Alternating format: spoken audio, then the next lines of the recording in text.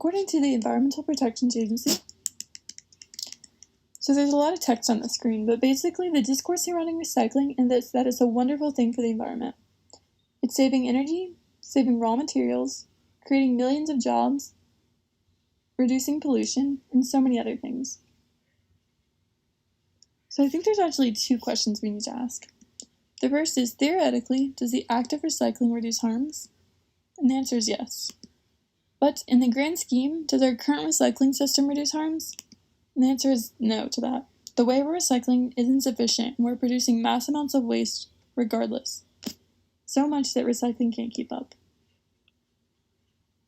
Here's what that first theoretical, just perfect act of recycling looks like.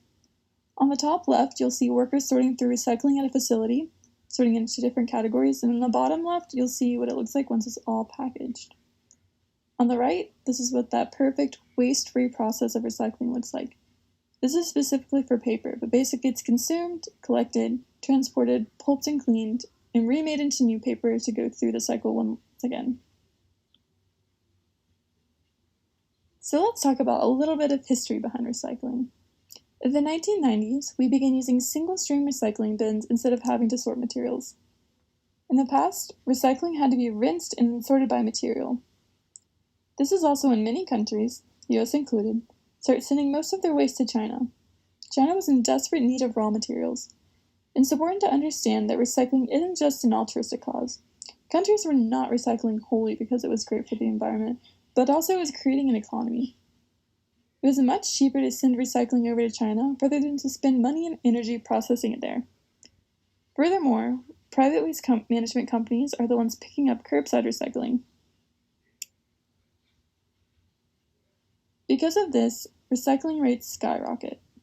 It was so easy to recycle and everyone's doing it. China is receiving millions of tons of waste.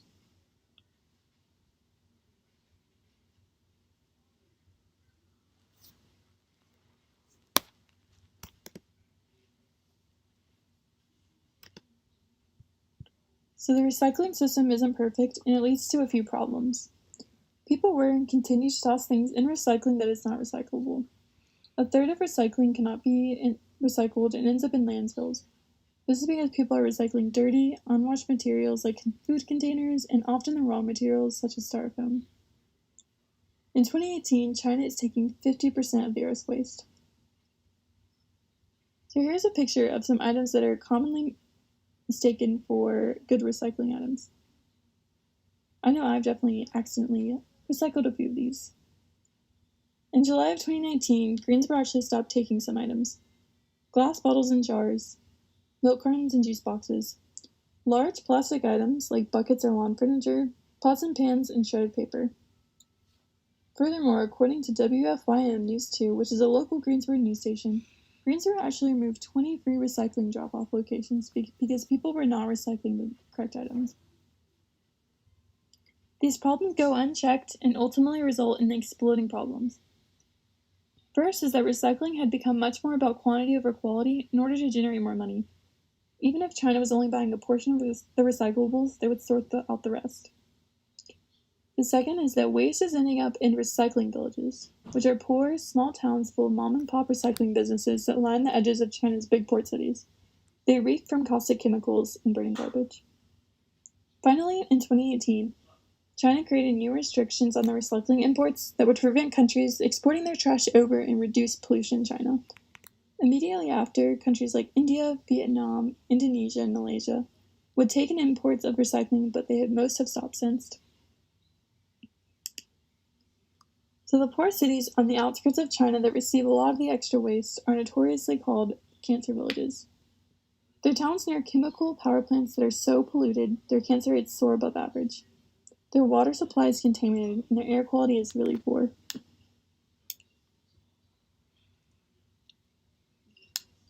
I think if there's one thing everyone can agree on, it's that the world is producing waste at a very high rate. With economic growth comes more production, more buying, but most significantly, more waste. On the chart, you'll see that recycling has increased, but the total amount of waste has increased even faster. Recycling just cannot keep up with the amount of waste we're producing.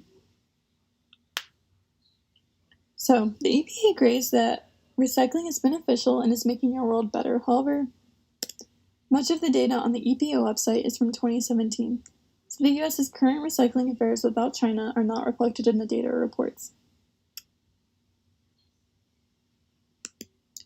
The generation of waste increased from 88.1 million tons in 1960 to 267.8 million tons in 2017. The data also only tells us how much initially ends up in the landfill.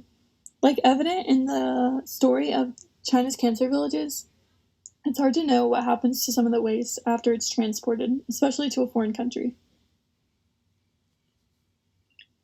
Surprising to many because we've always thought that recycling is a good thing, but there's actually some personal negatives to it. We're forgetting the reduce and reuse in the 3 R's.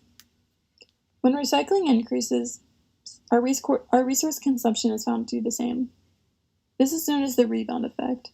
So efforts like donating clothes lead to people buying more clothes, or justifying recycling plastic water bottles just to buy more plastic water bottles. The second is that recycling efforts also have the potential to activate and confirm environmental self-identity, making high levels of consumption more acceptable.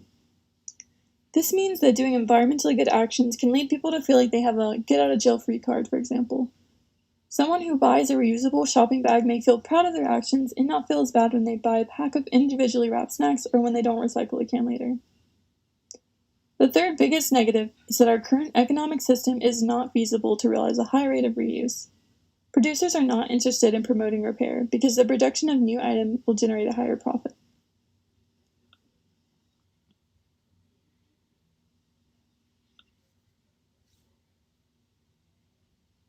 Oftentimes, products are made cheaply so they can't be recycled. This is called planned obsolescence, where products are designed to have a limited shelf life so consumers will continue buying them. We are running into the problem that with many items, it's cheaper to produce more of them rather than try to recycle them for more uses. This leads to the final issue, one that recycling can address, which is overproduction. Approximately 50% of plastics are used for single-use disposable applications. This includes packaging materials, agricultural films, disposable consumer items like plastic gloves or cups. Even if recycling frequently shows ecological advantages, it consumes energy and resources and does not tackle waste generation itself. The production of new products has become cheaper than recycling waste because of prolonged low oil prices.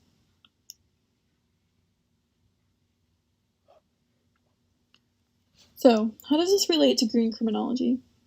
Recycling is an example of how time and time again we see that environmental risks are taken for economic gain. In fact, one example right now is that South Korea is refusing to recycle waste such as plastic, polystyrene, foam, and vinyl, which have all decreased in price. In many situations, harm to the environment is considered acceptable because it is an inherent consequence of industrial activities linked to significant economic benefits. That's from page 10 of Green Criminology.